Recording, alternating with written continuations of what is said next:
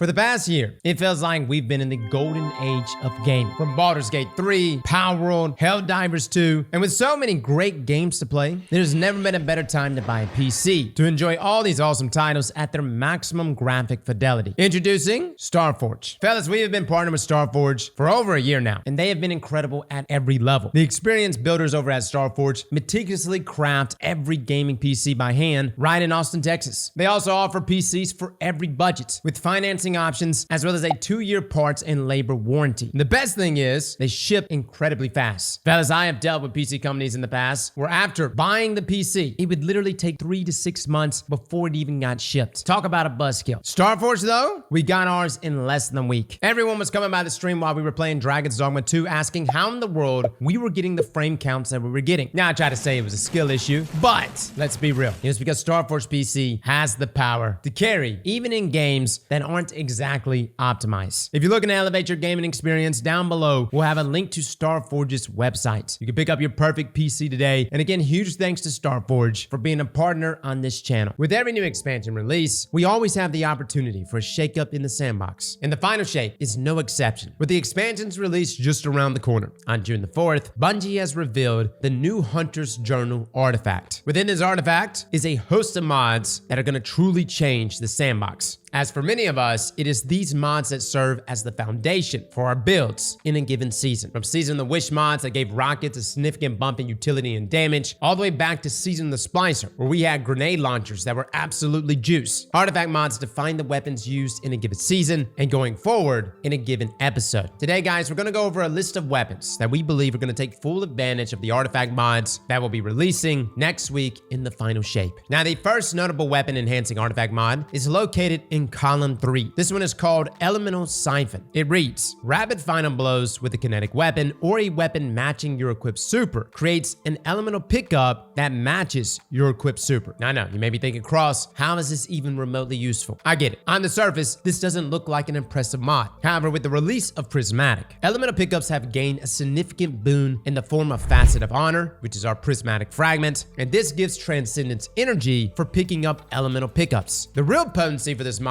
comes from its synergy though with kinetic weapons, which if you paired it with Facet of Grace, this gives you extra Transcendence energy from kinetic damage, therefore filling that Transcendence meter extremely quickly. Remember guys, the whole goal of Prismatic is to reach Transcendence as quickly as you can, and this mod will assist with that. Now, which kinetic weapons are going to synergize the most? I'm going to start with some of our legendaries. One of my favorite is Midnight Coup. It's got a strong selection of damage perks. It's got AoE effects like kinetic tremors, all of which will contribute to that light and dark meter faster. It's got a good origin trait, as well as all of the other Brave Arsenal weapons. A solid hand cannon. Another weapon that's going to be benefiting a lot is Blast Furnace. This is already a good weapon. It lags behind in terms of DPS, but with the right rolls, it really pulls ahead. However, pulse rifles are receiving a 38% buff against red bars. One of my favorite perk combinations on Blast Furnace is this one for all kinetic tremor roll. The reason why kinetic tremors is so good on Blast Furnace is that it activates faster than what it does on other weapons. Now, in terms of exotics, we have a number of exotics that are kinetic, which of course will benefit things like Izanagi's Burden, Wither Horde, but I want to take your attention to a new exotic, Microcosm. We actually reviewed this here recently, but this weapon especially fills your super meter incredibly fast. And then when you cast your super, you gain a significant bonus to your damage. I'm really curious to try Microcosm with Chromatic Fire, because I feel like that combination is going to be nuts. The AoE explosions, the tie into your supers, it synergizes with your kinetic weapons. Microcosm, even though it's a heavy weapon, it's still a kinetic weapon, so therefore it should synergize with Chromatic. Now, a few other kinetic weapons that I highly recommend. One of them is Outbreak Perfected. We recently re-reviewed it with Rewind Rounds. It's very, very good. Literally just allows you to lay on the trigger for forever. But another kinetic weapon I want to bring your attention to, I know Kvostov is going to be the new hotness. Everybody's going to be crazy about it. But guys, do not overlook Necrochasm. Necro is getting its catalyst reworked, essentially getting one for Thrall. It is going to be incredibly potent. I didn't have the chance to play with Necro while we were at Bungie, but there were people there that were playing with it, and I heard nothing but good things about about that exotic. If you're in the process of trying to get Necrochasm, we have an entire guide on how to go for this exotic and its catalyst. But this is going to be a juicy one and probably going to be the weapon I start off with when we open up in the legendary campaign. Now, next up, we have the Creeping Chill artifact mod. This one states that stasis weapon final blows against slowed or frozen targets release a burst that slows. Now, this artifact mod has the potential to be very, very strong. Like, disregard all the stasis buffs that we're getting. Just this perk alone, tying into those stasis weapons, just amplifying these weapons like mad. Now, some stasis weapons that it's going to empower. Well, obviously, weapons with chill clip are going to be really good. Think things like Riptide, Deliverance. Yes, if you got that craftable Deliverance, this is going to get even better because you could proc chill clip earlier. I think the biggest one that's going to stand to benefit from this, though, is the new heavy burst hand cannon bold index. We recently went over its random rolls, and it's got the unique combination of headstone and dragonfly. Yes, guys, a stasis weapon, but with dragonfly. When we combine this with creeping chill, this essentially is going to turn that hand cannon into a mini stasis sunshot. Enemies killed by these precision hits will not only explode with stasis energy, but they'll create a stasis shard and then slow any remaining enemies nearby. This is going to be a deadly combination, and we knew that trait combo was going to be potent even before we saw the artifact mod. The artifact mod here just amps it up even more. Outside of that, you have a number of different exotic weapons that are going to synergize here. Everything from Wicked Implement, Salvation's Grip, Agar Scepter especially, Cryosthesia. These are really good because you can actually apply slow with the weapon itself or just do outright freezes. And again, the beautiful thing about all of this is that these kills are going to fill that darkness meter for Transcendence extremely fast. Now on to arguably the strongest selection of artifact mods on the artifact this season. These are located in the 4th and 5th columns of our Hunter Journal. We're going to start talking about the group of mods for a weapon type this artifact is leaning into heavily. That is actually swords. Located in the 4th column, we have Blade Stamina, which reads rapidly defeating combatants with a sword refunds some ammo. And this mod is going to give swords a little more flexibility in the ad clearing department, especially if you're rocking a sword that's too committed to damage and not necessarily a trait that refunds ammo. Now, of course, it comes down to how much ammo this thing actually refunds, so we'll be testing that out. But the sword love doesn't end there. There's another artifact mod, this one called Argent Blade. While you have armor charge, dealing damage with a sword consumes an armor charge and empowers your sword for a short time, granting it bonus damage and energy charge rate. This literally might allow you to not have to rock things like Loosened Blade. Now, if you're wondering why the nomenclature for that mod sounds familiar, it's because Bungie has utilized it before. Argent Ordnance was a mod this past season that would buff rocket damage. Now, if we assume that this damage buff to swords from Argent Blade is similar to that of Argent Ordnance, this is a serious bump to sword damage. We're talking a 15% damage boost to our swords. With that in mind, I do want to talk about the swords that are going to be the strongest. One of them is Falling Guillotine. This is currently available from Onslaught. Yes, we've talked about this a number of times. We've done damage testing with it. The problem with Falling Guillotine, with that god roll, that being Frenzy and Surrounded, it just consumes so much ammo, and its damage is pretty much matching that of Bequest. The difference is that this sword, alongside our other Brave Arsenal weapons, will have the ability to have their traits enhanced. So our damage is going to jump up a lot here, especially for my Surrounded rolls. And I know Surrounded is pretty situational, which is why it's completely fine with having multiple rolls. Maybe you want to do Whirlwind Blade. Hell, you can even do Bait and Switch. With that being said, Bequest is also an extremely powerful option, and its ammo economy is fantastic, as Bequest can roll with Relentless Strikes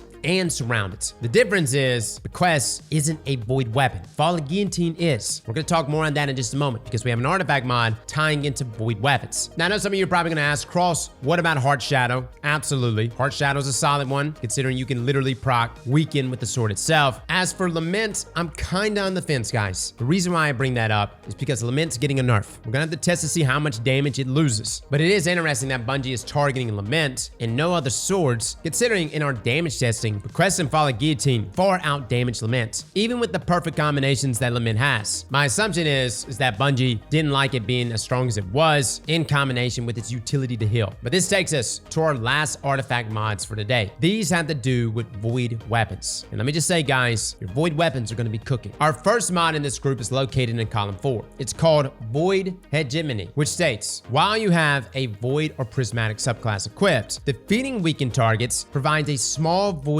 overshield. Now, guys, we have weapons that are perfectly situated to take full advantage of this. One of them is the Warlord's Ruin exotic Void Rocket Sidearm. You heard that right. This one is called Buried Bloodline, and its main exotic perk grants Devour when getting multi-kills. But when you have the Catalyst, this gun weakens enemies while you have Devour active. That means once you get the ball rolling and you start killing enemies, you'll have Devour, then you'll weaken enemies that you hit, and then you'll start building an overshield upon killing each of those enemies. And it's not like you have to get the kill with Buried Bloodline. You just have to apply the weaken, swap over to another weapon, and get the easy cleanup. Another weapon that's going to pair beautifully with this mod is Collective Obligation, which you can actually pick up for my folks that are completing Pantheon. Collective Obligation has the ability to spread weaken as well as other void debuffs. Think of it as a weapon that can literally just soak up all the void effects and then spread them out across the battlefield. On top of that, it's got the exotic perk Umbral Sustenance, which states that when you gain an overshield or devour or become invisible, the weapon automatically reloads. Now in this case, this is going to perfectly synergize with this artifact mod without the need of devour or the need of going invis. And keep in mind guys, Collective Obligation is also getting that damage buff with our pulse rifles. I'm telling you fellas, we're going to be in a pulse rifle meta. Now finally,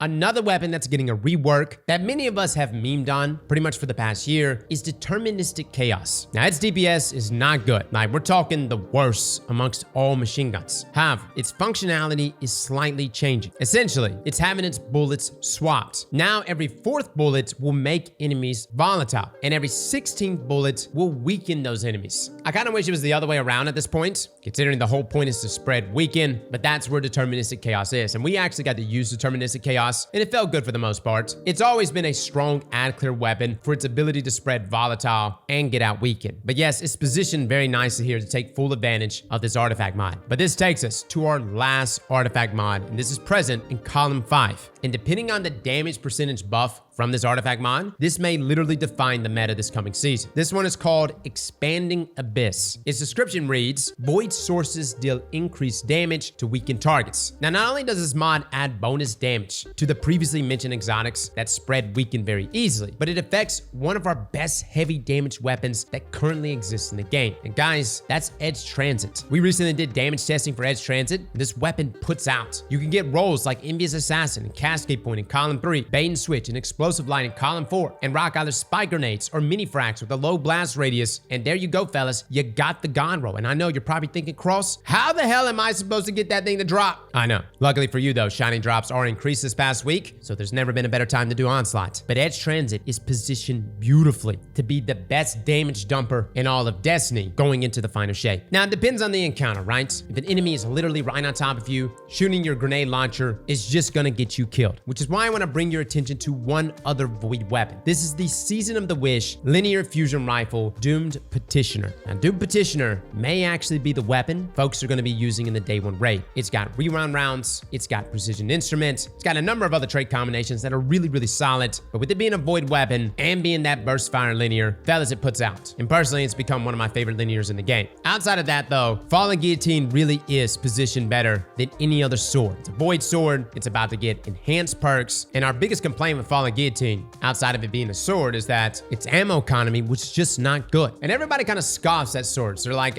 what kind of person uses a sword? And it is those people that the son of Oryx, aka Crota, absolutely dunked on during the day 1 Crota's End raid. A lot of people didn't think we were going to use swords, and then suddenly we were. And my opinion of the final shape raid is we're going to be in a situation where we're going to have to use a variety of different damage sources, and it's just going to mix things up constantly. It's going to challenge us in sustained DPS, long range DPS, up close and personal, and I feel like this could possibly happen all within a single encounter. Now, if you can't get any of these void weapons, fret not. There's one other one that I would highly recommend, and that is Leviathan's Breath. Look, Levy Breath isn't the best in terms of DPS, but it's consistent. It clocks good numbers. It's got good total damage. You don't need reserve mods. As long as you got the Catalyst, which you desperately need for this, it cranks up our reserves to 15. Personally, Leviathan's Breath has always been a favorite of mine, as it can easily go between enemies that are right on top of you to enemies that are very far from you. A very silent choice. So that's it. Those are our weapon recommendations for folks trying to utilize the artifact mods to the fullest. We will be unlocking these mods as quickly as we can next week. We'll be testing these all out,